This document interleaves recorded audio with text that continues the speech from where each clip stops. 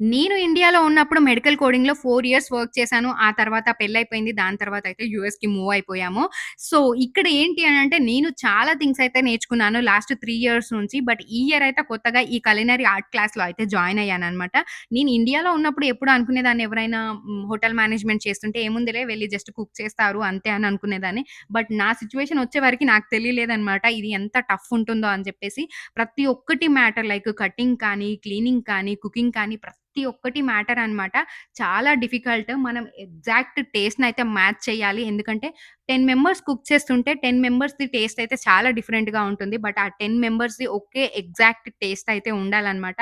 And యూఎస్‌లో ఎవరైనా restaurant run చేస్తున్నారు అంటే ఆళ్ళకి చాలా అంటే చాలా స్ట్రిక్ట్‌గా ఉంటాయన్నమాట రూల్స్. ఈవెన్ క్లీనింగ్ వాటర్ దగ్గర నుంచి ప్రతి ఒక్కటి క్లీనింగ్ కూడా 3 స్టేజెస్‌లో అవుతుందన్నమాట.